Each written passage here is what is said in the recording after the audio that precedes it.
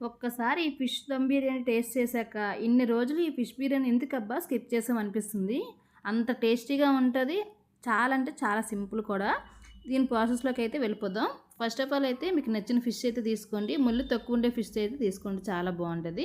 నేనైతే చిన్న చేపలు తీసుకున్నాను. అందులో ఉప్పు, కారం, గరం మసాలా, నిమ్మరసం వేసుకొని బాగా కలుపుకొని ఇలా ఫ్రై అయితే చేసేసుకుంటున్నాను. ఫ్రై చేసిన తర్వాత ఆయిల్ ఉంటది కదా!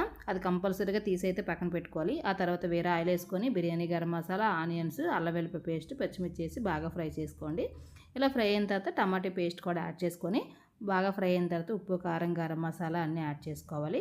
పుదీనా, కొత్తిమీర కూడా యాడ్ చేసుకోండి. ఆయిల్ పైకి తేలేంత వరకు మసాలా అయితే ఫ్రై చేసుకొని మనం ముందుగానే ఫ్రై చేసుకున్న చేపలు కూడా అందులో యాడ్ చేసుకోవాలి. ఆ తర్వాత లేయర్గా రైస్ యాడ్ చేసుకొని ముందు ఆయిల్ తీసి పెట్టుకున్నాం కదా, ఆ ఆయిల్ అయితే పైన అయితే ఇలాగ పోసేసేయాలన్నమాట. పైన పుదీనా, కొత్తిమీర కూడా వేసేసి గార్నిష్ చేసుకొని 10 నిమిషాలు దమ్ పెట్టుకుంటే మన ఫిష్ దమ్ బిర్యానీ అయితే రెడీ అయిపోతుంది. టేస్ట్ చాలా బాగుంటుంది. ప్రాసెస్ కూడా చాలా సింపుల్. ఒకసారి మీరు కూడా ట్రై చేయండి. ఎలా వచ్చిందో నాకు కామెంట్లు అయితే పెట్టండి. ఈ బిర్యానీ అంటే మా ఇంట్లో అందరికీ చాలా ఫేవరెట్ బిర్యానీ అయిపోయిందండి. చాలా బాగుంది.